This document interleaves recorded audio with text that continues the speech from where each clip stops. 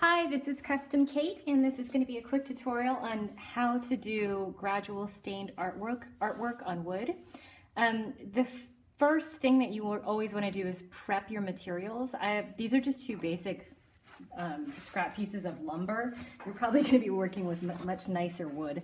But one I'm going to actually do a good job on, and the other one I'm going to show you all the mistakes that I've made in the past, so hopefully you won't make the same mistakes. The first one with a good one, I went ahead and I sanded it. First, I used 80 grit sandpaper, and then I followed it through with 220 grit sandpaper. This one, I didn't do any sanding to, so you'll see the difference. It's really important to have a smooth surface, so if the 220 grit sandpaper still doesn't give you that nice smooth surface, follow it through with an even lighter grit. This is my very favorite brush. It's just a fine-haired brush that I use all the time just to clean my surface. And let's see, always wear gloves because, you know, stain will just ruin your nail job. And this is Jacobian. This is probably my favorite stain that I almost always use with all my artwork. Whenever you're mixing or just stirring up your stains, you don't want to shake it because you might get too many bubbles in it, but just give it a nice stir, or you can use a stirring stick, it doesn't matter. Let me open this up for you. And I'm first gonna show you how I hold my cloth. This is one of the common questions that I get. I use just an old plain white cotton t-shirt. It's really important that you use cotton and it has to be white. I've worked on projects in the past where I got lazy and I just used one of my kids' old t-shirts, and maybe it was blue or purple or red, and I started working with it and I noticed really fine red and blue fuzzies in my work and that kind of ruined it. But anyhow, you can use strips, you can cut it into squares. I like to take 2 fingers and wrap your cloth around very tightly. It's really important to get the ends, because if you don't and one pops out like this, you get a little stain on it and you mess up, and I'll show you how I mess up over here. So I wrap this around tightly, and let's see, I'll do, I guess, a sphere. I've already kind of pre-drawn a circle on here. I want to think of where my light source is going to come from, because that's the most important part of the stained artwork, is just kind of showing depth through shadows and lightness. So I want my light source to come from there. So bear with me while I get wrapped up like a little mummy here. Hopefully I don't mess up on the good one. That would be kind of embarrassing. I do a little dip, not too much. And if you feel like it's too much, blot out somewhere. That's my drop cloth. I'm going to start in where I know it's going to be darkest first. So I know my sphere is going to be darkest here, and it'll get gradually lighter as I get closer to my light source, and also around the opposite edge of the light source, because light does wrap around.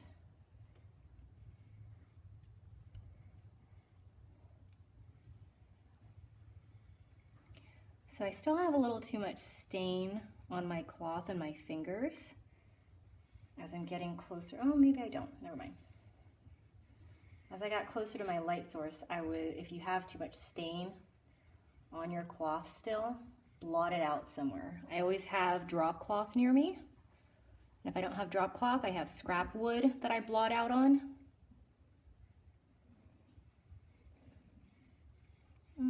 Keep going.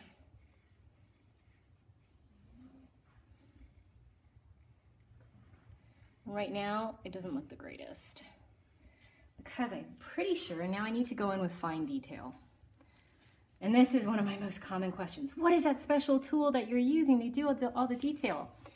This is my beautiful letter opener. I think I purchased it for like 50 cents at a yard sale. I guess it's wood or plastic, I don't know.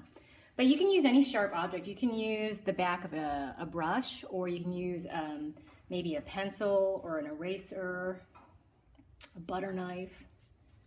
Anyhow, you're just going to do the same thing. You're going to wrap your sharp object in your cloth, hold on to it, make sure it's really tight, otherwise you won't get the detail that you need. And then dip it in. Where was I? Okay. So now I'll come around the edge. Keep working.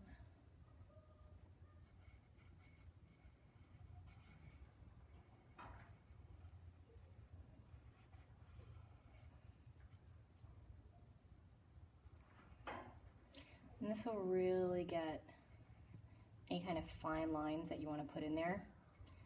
And if you'll notice, I didn't put a lot of stain on this. Whenever you put too much stain, that's when your stain will kind of bleed into the grooves of the wood. There's really nothing you can do about that because wood is wood. It's going to have grooves in it. So I want just a fine, fine line there. I'm going to come back on this side. Give it a fine line.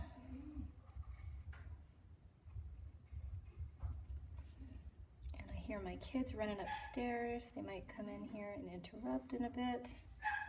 All right, I want to go back to my drop cloth. I'm going to try to now that I can see my line better, I'm going to try to fill it in. And since I don't want this area of my sphere to be as dark, I'm just going to use very light pressure. There we go. Same thing over here. I don't want this to be as dark.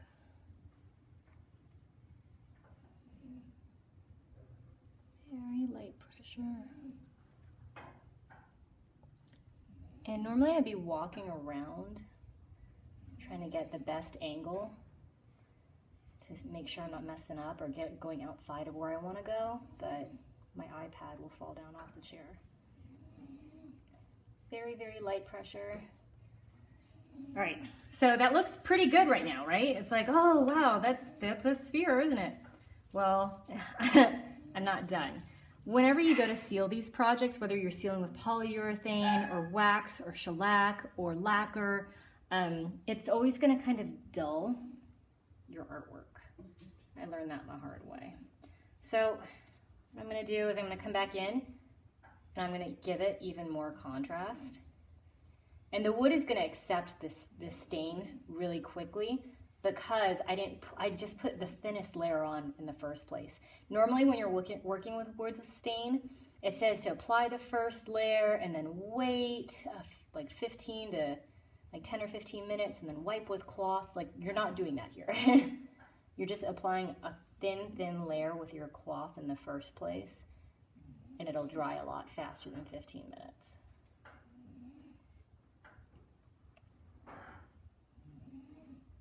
Okay, it's looking pretty good. Okay, so that's my good one. Okay, I'm gonna leave it at that.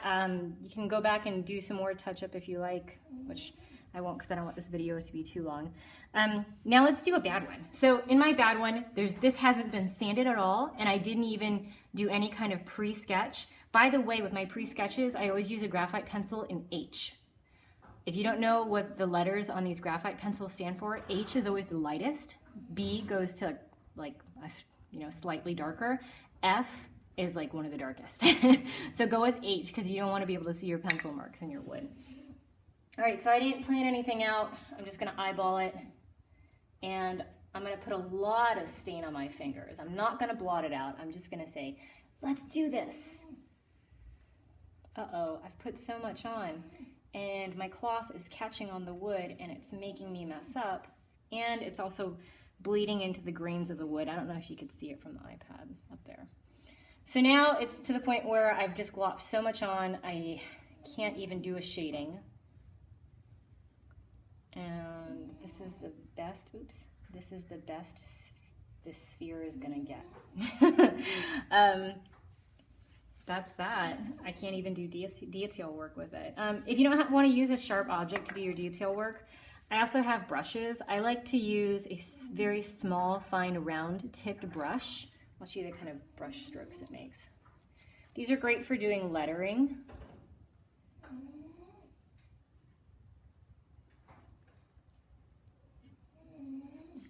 Or I use a fine, this one's not really fine. This is like a medium angled brush, but I like to use fine.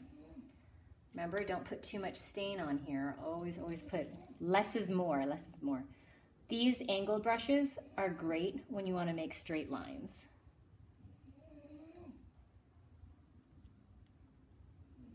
And they're easy. Don't use a crappy brush. It's really important to use a nice brush, otherwise you might find brush bristle hairs in your work. Don't try to use one of those watercoloring brushes that you find in your kids' kits or whatnot. Let me think of anything else. Can't really think of anything else. If you do see pencil markings on your work before you go to steal it, use a gummy eraser. Oops, see it? And erase it. Oh, I didn't show you guys. So this happens to me a lot when I get lazy. When I wrap this around my finger and I don't do it tightly and I leave like a little bit out, that happens a lot to me. Somehow it might get a little bit of stain on it accidentally, and when I'm working, I get extra marks that I never intended to get in the first place. I think that's all I'm gonna do for now. I can't remember any other questions that people normally ask. But yeah, this is my favorite sealer. It's polyurethane and clear satin. It's not super shiny or super glossy. It kind of dries, it dries really nice to the touch. And if I'm not using that, I use Minwax finishing wax. So it's like a finishing paste. When you put this on, put it on maybe 1 or 2 coats and then use an electric buffer to buff it to a shine. I guess you could do it by hand, but I mean, that's if you really want an upper body workout. And for cleanup, I will show you a little trick. In college, I used to do faux finishes and murals for decorators in Miami. And when I was cleaning up my paint cans, a lot of times you'll get stain or paint in these rims here. You go to clean up your paint can by hammering on it. And let's see if I can get a little paint or stain on there. Actually, I don't want to get messy now. So when you go to hammer on it, stain or paint would just splatter everywhere. So what you can do is just get a damp cloth or any cloth. Damp would be best. This is how you close it. So all that stain that just seeped through on my cloth, that could have ended up on my artwork or on my clothes. Brushes. Mineral spirits, please. That's how you maintain your brushes when they have stain on them. If you're going to be using paint, then paint thinner. And I think that is it. You want to let your artwork set for maybe 24 hours before you seal it. And I'd love to see all the projects that you come up with. You can find my Facebook page for Custom Kate on my YouTube channel, Custom Kate.